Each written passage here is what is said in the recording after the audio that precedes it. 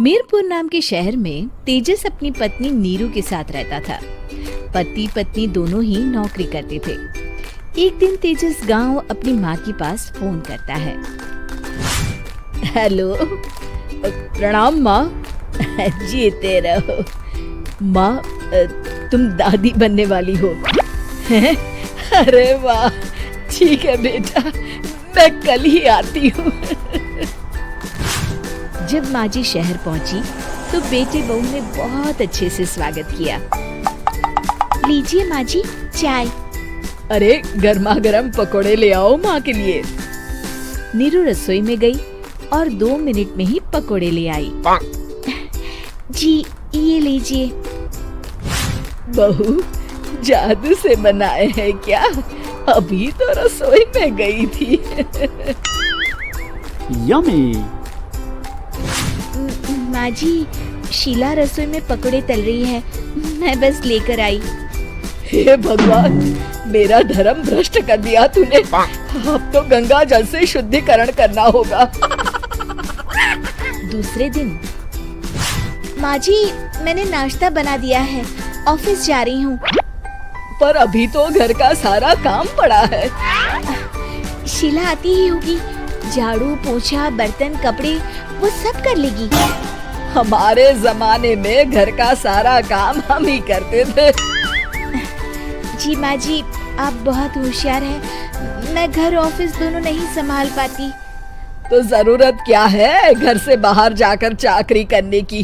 वैसे भी घर का काम खुद करने से घर में बरकत आती है, समझी? पर माँ जी। पर वर कुछ नहीं, इस महीने की पगार मिले फिर ऑफिस बंद है। हाँ। रात को नीरू तेजस से कहती है, सुनिए जी, माँ जी बोल रही थी कि मैं नौकरी छोड़ दूं। वैसे ठीक ही तो है, अभी तुम्हें आराम की जरूरत है। फिर भी आराम कहाँ, शीला को छुड़ाने के लिए बोल रही थी। तो अब 24 घंटे में इतना काम तो कर ही सकती हो। पर जॉब पसंद है मुझे, घर पर मन नहीं लगेगा। अगले दिन जब दोनों ऑफिस के लिए निकल रहे थे, मेरी तो कोई कीमत ही नहीं है इस घर में। माँ जी, आजकल महंगाई बहुत है, रहन सहन भी बदल गया है, दोनों नौकरी करते हैं तभी ठीक रहता है। अच्छा, तू कहना क्या चाहती है? मेरा बेटा तुझे बिठा के खिला नहीं सकता? तू ही इस घर का खर्च चला रही है, हैं? नहीं माँ जी, मेरा वो मतलब नहीं था। मतलब खूब समझती हूँ, ये बाल धूप में सफेद नहीं किए मैंने। हाँ। अब तो ये रोज का काम हो गया था। तेजस भी रोज की झिकझिक से परेशान हो गया था।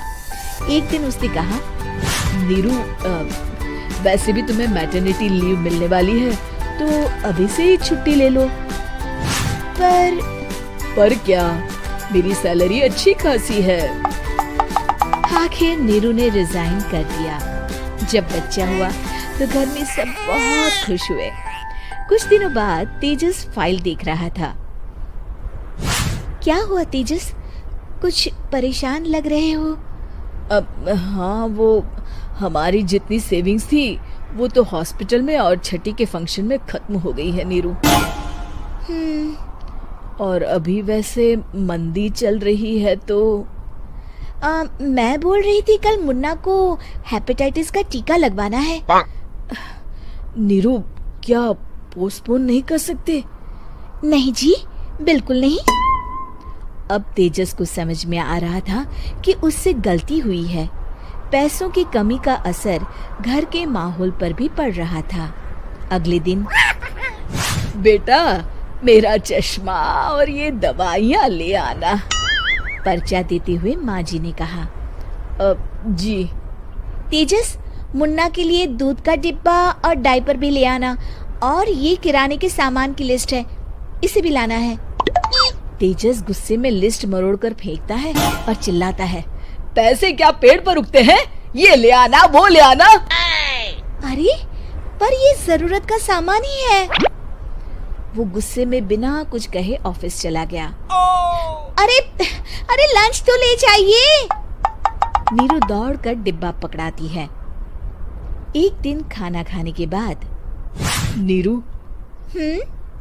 अब तो मुन्ना कुछ बड़ा हो गया, तो अब तुम वापस ज्वाइन कर लो ना जॉब। पर इस रिसेशन में जॉब मिलना बहुत मुश्किल है। ट्राई तो करो। फिर मुन्ना, माँ जी है ना, और एक फुल टाइम मेड भी लगा लेंगे। पर माँ जी, उन्हें तो पसंद नहीं। तभी माँ जी वहाँ आ जाती है और प्यार से नीरू के सर पर हाथ फेरते हुए बोलती है, अब मेरी समझ में आ गया बहू, पहले के और अब के समय में अंतर है। तुम काम शुरू करो, मुन्ना की जिम्मेदारी मेरी। मेरी प्यारी माँ जी। ये कहकर नीरू उनके गले लग गई। शिक्षा, परिवर्तन संसार का नियम है, हमें भी समय के साथ चलना चाहिए। उम्मीद है कि आपको हमारी ये कहानी पसंद आई होगी। कृपया हमारे चैनल को सब्सक्राइब करें और सभी अपडेट्स के लिए बेल आइकन जरूर क्लिक करें। और हाँ, वीडियो लाइक और शेयर करना मत भूलिएगा। Bye bye.